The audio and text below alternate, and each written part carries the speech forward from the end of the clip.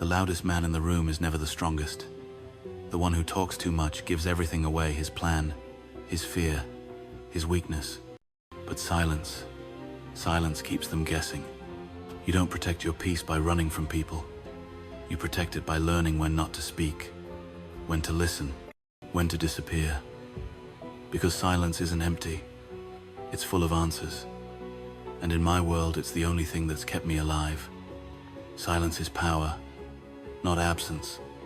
People mistake silence for weakness. They think quiet men are empty, that if you're not speaking, you're not thinking. But they're wrong. Silence isn't the absence of power. It's where power begins. In the streets, in business, in war.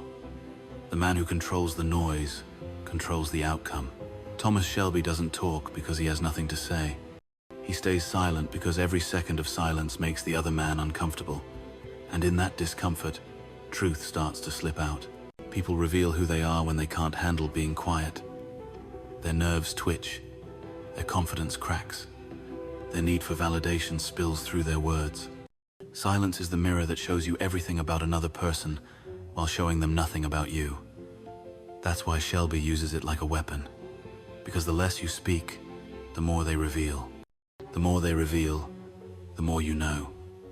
And the more you know, the safer, stronger, and deadlier you become. Every second of silence is a test. Most men fail it. They rush to fill the air because they fear what quiet exposes: insecurity, doubt, guilt. But Thomas Shelby, he's built comfort in the storm. He's trained his mind to breathe in silence, to think when others panic, to observe when others perform. That's what makes him dangerous. The silence between words, that's where control lives. That's where strategy forms. That's where kings are made and fools destroy themselves. People don't understand silence isn't about doing nothing. It's about doing everything that matters, invisibly. It's a space where thoughts sharpen like blades, where emotions cool into clarity, where decisions are born without interference. Shelby learned this not in books or speeches, but in blood and war. In the trenches, noise got you killed. Every sound gave away your position. Every movement signaled weakness, so he adapted. He learned that stillness is survival, that silence can outlast bullets, betrayal, and chaos. And when the war ended, he brought that same rule home. In business meetings, in family arguments, in backroom deals, silence stayed his weapon. While others talked, he listened. While others bragged, he observed. While others rushed, he calculated. That's how he stayed 2 steps ahead of every man in Birmingham. Not because he spoke louder, but because he listened deeper. They call it quiet confidence. But it's not confidence. It's control. When you can hold your silence, you prove you're not desperate for approval. You prove you don't need to explain yourself to anyone. That kind of calm breaks people, because they realize they can't reach you. And once they can't reach you, they can't control you. That's why silence is power, because it protects your thoughts, your peace, your next move. It makes the world wonder what you're thinking, while you're already thinking 5 moves ahead. It's funny how people fear silence more than conflict. They'd rather argue, scream, and prove a point than sit quietly and think. But that's what separates men like Thomas Shelby from the rest. He doesn't need to prove he's right. He just needs to be right. He doesn't need to tell you what he's doing. You'll see it when it's too late. Silence isn't the opposite of action. It's the foundation of it. Before every great move, before every victory, comes stillness. Stillness to plan, stillness to think, stillness to control emotion before it controls you. In silence, you see the world clearly. The noise fades, and what remains is truth. Truth about people, truth about yourself. And once you can handle that truth, no one can manipulate you again. That's why Thomas Shelby doesn't rush to speak, doesn't rush to react. He knows that every word carries a price, and the more you talk, the more you spend. He speaks when it matters, and when he does, the world listens. Because his silence has already built the gravity his words will carry. So if you want to be powerful, learn to be quiet. Not because you're scared, but because you're strong. Not because you don't care, but because you understand that energy is currency, and silence is wealth. People will misread it. They'll call you cold, distant, arrogant. Let them. Their misunderstanding is your protection. Their noise is your camouflage. Because when they think you're doing nothing, that's when you're building everything. Speak only when words win. In a world where everyone wants to be heard, Thomas Shelby learned the secret. You don't win by speaking, you win by timing.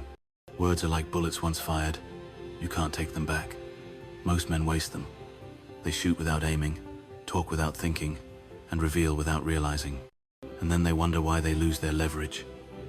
But Shelby, he doesn't speak unless silence has already done its job. He waits, studies the room, and listens to the tone behind the words. Because when you speak too early, you reveal your strategy. When you speak too much, you lose your mystery. And when you speak for validation, you give away your power. Thomas Shelby understands something simple. The man who talks the least controls the conversation. He lets others speak themselves into corners, lets them confess their intentions without realizing they've done it. That's not magic. That's mastery. He doesn't interrupt. He doesn't argue. He doesn't need to. Because every second of his silence makes the other man nervous. And when a man is nervous, he starts to over-explain. That's when truth leaks out, piece by piece, word by word. By the time Thomas finally speaks, the other man's already lost his position. Because Shelby has all the information he needs. His few words carry the weight of 10 men's speeches. And that's the art not in saying more, but in saying what matters. Because words should serve a purpose, not fill the air. You speak to command, not to convince. You speak to end discussions, not to start debates. Every sentence must hit like a bullet, clean, direct, decisive. No noise, no repetition, no wasted breath. Most people speak to prove something, that they're right, that they're smart, that they belong. But men like Thomas Shelby, they've already proven it through silence, through composure, through presence. They don't need validation. They need results. And results don't come from noise, they come from precision. There's a certain kind of danger in a man who doesn't rush to reply. You ask him a question, he just looks at you. You insult him, he smirks, maybe raises an eyebrow. And in that pause, your mind starts to crumble. Because silence forces reflection. And reflection brings fear. You start questioning yourself. Did I go too far? Does he know something I don't? Why isn't he reacting? That's the moment Shelby wins, not with words, but with absence. Because while you're explaining yourself, he's already decided your fate. That's the power of selective speech. When your words are rare, they become valuable. When they're valuable, people listen. And when people listen, you don't need to shout. You see, the world's full of noise, opinions, emotions, chaos, but only a few voices command stillness when they speak. Thomas Shelby's one of them. Because he understands the psychology of restraint. That power doesn't come from being heard. It comes from being felt. When Shelby speaks, his tone doesn't rise. His pace doesn't break. He talks like a man who's already decided the outcome. That's why people listen, not because he demands attention, but because his confidence doesn't need permission. The world has a habit of underestimating quiet men until they speak. And when they do, it's too late to prepare. Because behind every silent moment, there's calculation. Behind every pause, there's precision. And behind every word, there's intent. So learn this from him. Don't speak to impress. Speak to influence. Don't talk because you're emotional. Talk because it's essential. Don't explain yourself. Your silence already says enough. Because in this world, words can build or bury you, and only the wise know when to use them. The next time someone tries to provoke you, remember Shelby. The calm stare, the unbroken silence, the quiet calculation. Because silence disarms arrogance, and precision ends it. Every word you choose becomes a blade. So sharpen it, clean it, use it only when victory demands it. Silence protects peace from chaos. Noise is what destroys men. Not bullets, not betrayal, noise. The endless voices that claw at your mind, opinions, lies, demands, gossip. Every word thrown your way is designed to pull you out of yourself, to make you react, to make you move without thought. Thomas Shelby learned a long time ago, peace isn't something you find, it's something you protect. And to protect it, you must silence the world. The chaos of life is loud. Everyone wants to talk, to argue, to justify. The world feeds on distraction, and if you're not careful, it'll swallow you whole. That's why Shelby guards his peace like a fortress. He doesn't let the noise in, not from people, not from emotion, not even from his own thoughts. Because once the noise enters, clarity dies, and when clarity dies, control follows. Peace isn't found in comfort.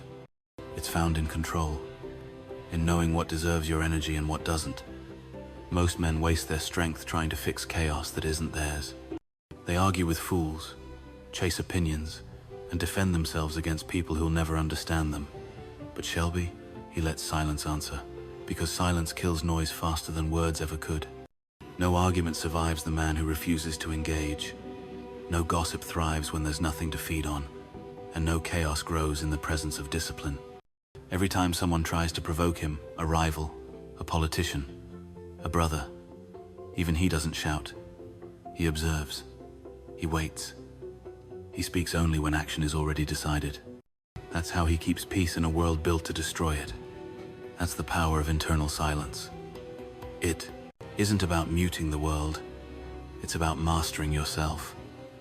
You can't stop the storm outside, but you can choose whether you let it inside you. Shelby doesn't let it in. He's built walls of calm around his thoughts, discipline around his emotions. He doesn't react to noise. He filters it. He decides what's worth responding to, and everything else dies in the quiet. That's why his enemies can never read him. They shout, they threaten, they provoke, but his silence unnerves them. They think he doesn't care, but the truth is deeper. He cares enough to protect his peace from anything that might destroy it. People call it coldness. They say he's detached, but that's the price of clarity. When you stop reacting to chaos, people who live in chaos will call you emotionless, but peace doesn't ask for understanding. It demands distance. The more you react, he says, the more control you give away. Silence isn't surrender, it's strategy. You can't win wars if you're busy defending your ego. Let them talk. Let them judge. Let them think they've won because you didn't answer. The truth is, every second you stay calm, they lose their power. Silence protects you from people who want to drag you into their noise. It protects your focus from meaningless battles. It protects your purpose from distractions, disguised as opportunities. That's why Shelby lives by one rule: never fight a battle that doesn't build the empire. And peace? Peace isn't quiet surroundings. It's a quiet mind. You can be surrounded by noise and still be untouched if you've trained your thoughts to stay steady. That's the difference between ordinary men and Thomas Shelby. They drown in the noise. He commands it. Only the disciplined can stay silent. Most men can be silent for a moment. Few can stay silent when their blood starts to boil. Because silence isn't natural. It's trained. It's built in war, sharpened through loss, and held together by discipline. Thomas Shelby didn't inherit silence. He earned it through pain, through restraint, through 1,000 moments where speaking would have been easy, but costly. Discipline isn't just about what you do. It's about what you don't. It's about holding your tongue when ego wants to roar. It's about standing still when anger begs you to move. It's about knowing that emotion might feel powerful, but control is power. That's why silence is a test. Every moment you're provoked, you're being asked one question: who owns you? Your emotions or your mind? Shelby answers that question every day, not with words, but with calm. Because real control doesn't shout. It watches. It doesn't explain. It executes. And that takes discipline most people will never understand. People think discipline is cold. They're right. It's supposed to be. You can't master chaos with warmth. You can't command your emotions with comfort. You must be colder than the noise around you, and quieter than the voice inside you. That's what separates Thomas Shelby from the men who break under pressure. He doesn't react to chaos, he uses it. He doesn't let pain control his tone, he lets silence define his strength. That's discipline. And discipline isn't a mood, it's a decision. You see, silence doesn't come from peace. It comes from control over war inside yourself. When your emotions scream, discipline whispers, "Not now." When people test you, discipline says, "They're not worth it." When chaos rises, discipline reminds you, stillness wins. That's why he doesn't waste time explaining himself. He doesn't justify his decisions, doesn't defend his actions, because every explanation is energy spent. Every reaction is a focus lost. And discipline protects energy like it's gold. People don't follow the loudest man, they follow the most composed. Because composure is contagious. It calms chaos. It redirects power. That's why silence isn't weakness. It's leadership. Only a disciplined man can stay silent when insulted. Only a disciplined man can walk away when provoked. Only a disciplined man can smile, while others lose control. Because silence isn't passive, it's proof that you're in charge of yourself. Thomas Shelby knows anger is a luxury, and emotion is a liability. He can't afford to lose control. Not for a second. So he built discipline the same way a soldier builds armor, piece by piece, scar by scar. And every time life tried to provoke him, he learned to tighten the armor instead of breaking it. That's the price of controlled silence in the face of fire. Because words said in anger are weapons that cut in the wrong direction. And Shelby never fires unless he's already won. When you master discipline, you stop chasing reactions. You stop explaining. You stop needing to be understood. You start realizing that silence protects more than peace. It protects your position. The man who reacts first always loses control. The man who stays silent controls how the story ends. That's why you never see Shelby panic. He doesn't move when others do. He moves after when they've revealed everything, when the chaos has burned itself out. Because discipline teaches patience, and patience wins wars. Only the disciplined can stay silent, he says. Because only the disciplined can handle the noise that comes with power. And in that silence, that unbearable, unshakable silence, you find not weakness, but absolute control.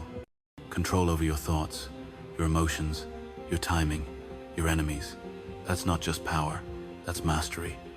Conclusion, silence is protection. They say silence is empty. But men like Thomas Shelby know, silence is full. Full of thoughts, full of strategy, full of restraint. Because the world talks too much and listens too little. He's not silent because he has nothing to say. He's silent because he already knows. Because words are expensive and power demands payment in focus. The loud ones reveal themselves first. They show their emotions, their fear, their weakness. And when they do, Thomas watches, waiting in that quiet space where emotion can't reach him. That's where he wins. Silence protects him not from the world, but from himself. It's the wall between who he was and who he must be. Because power doesn't tolerate noise. Noise distracts, noise exposes, noise destroys. So he moves without words. He commands without shouting. He earns respect not through fear, but through silence that carries weight heavier than any threat. That's the kind of control the world can't teach you. It's the kind you forge in fire and loss. Because silence isn't peace. It's a war managed wisely. It's chaos, contained. It's emotion disciplined into strength. He understands words can be used against you. But silence? Silence is untouchable. It leaves others guessing, doubting, fearing what they cannot read. That's real power.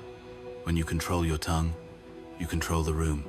When you control your emotions, you control your enemies. And when you control your silence, you control yourself. In the end, silence is not weakness, it's survival. It's the discipline that separates leaders from followers, thinkers from talkers, men of power from men of noise. Because when the world speaks too much, the one who listens rules it. And with that he walks away, disappearing into the fog, leaving behind nothing but smoke, silence, and the feeling that he never left at all.